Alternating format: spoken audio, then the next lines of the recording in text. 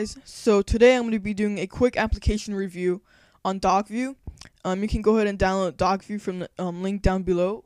You can get a free trial or purchase it. It costs $10, I believe. So let's go ahead and get right into it. So Dockview pretty much allows you to use one of Windows 7's awesome features that OS 10 is lacking, and that is to preview your the windows that are currently open for a specific application. So for example, I'll go ahead and open up three. Okay, I'll open up three windows for Google Chrome. On one of them, I'll go on Google, or no, I already have Google on one of them, so I'll go to eBay on one, and then I'll go to Yahoo on the other. So let's say, for example, and let's even open up an app store over here, and we'll put that off to the side. So, for example, let's say you're on the Mac App Store. Okay, you're searching through an app, you're gonna download something, and then you want to go back on the internet, but you have like three windows open, and you, for example, want to go back to Google. You have to move the window down here, and then you have to search for it, and then you might even have to move the eBay window again.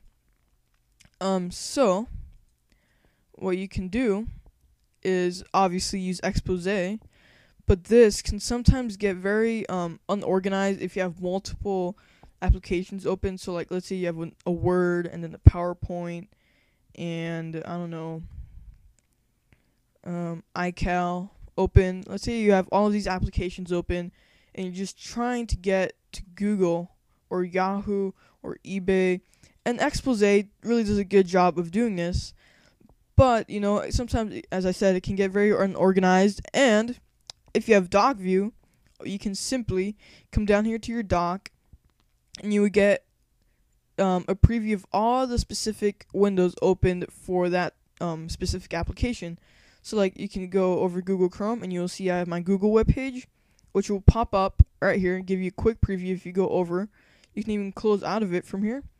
You can go to Yahoo, and then you can go to eBay, and yeah, all of these different things, which is for some reason is not, never mind. So this is a really good way of, multitasking, I guess. If you have multiple applications open, instead of using Expose every time, and this, as I said, can get disorganized, you can just go to Dockview and look at all the specific windows open for that application, which can make a whole lot of difference. It makes the dock so much better. So let me go ahead and just open up the system preferences for Dockview. So I'm not going to go into every aspect. I'm just going to go ahead and give you the main overview of it.